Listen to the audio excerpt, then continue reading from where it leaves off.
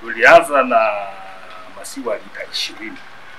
Sasa hizi tumefika lita karibu 1000. Sasa hizi tuna process mala, tuna process yogurt, hata cheese iko sasa hizi.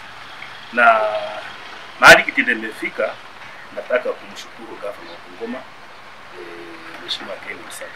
Ametusaidia sana kwa sababu tunakutana yeye kila siku tukiongea mambo ya kitende. Nataka kushukuru CS wa cooperative Bwana Kibunguchi, nataka kushukuru Chief Officer na Director wa cooperative. Kitinda ni kiwanda kizuri sana. Ni shida ya Kitinda kwa management. Huwa na tamaa ya kuuza vitu ya kufanya nini ndio ilikuwa shida. Lakini tangu tukuja hapa na kamati yangu hakuna kitu imeuzwa. Kila kitu iko intact, tunalinda mali ya wakulima. Ile kitu tunafanya tunanunua maziwa ya wakulima na tunalipa kila wiki. Every Tuesday I pay pharmacy. Tangu niingia hapa hakuna single shida, sina arrears yote. Sina deni. Changamoto kuu sasa ni kutafuta UHT plant which will cost us around 300 to 400 million. Governor amenisaidia, tumeongea pamoja, tumeandikia serikali kuu.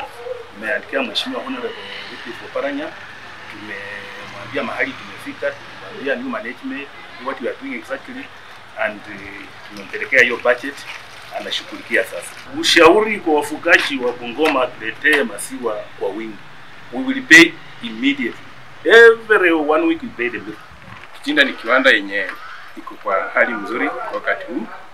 Tunaweza kuchukua maziwa kwa ukulima wetu na pia tunawalipa kulingana na vile walipenda tuwalipe kila wiki. So kazi yetu kuu kama wafanyikazi hapa ni kuhakikisha kwamba tunapokea hiyo maziwa, tunayapima inalingana na hiyo ifike kiwango yenye tunahitaji kwa hii kiwanda, ili tukiuzia wateja wetu pia huko nje tunauza maziwa yenye iko na ubora yenye wanapenda.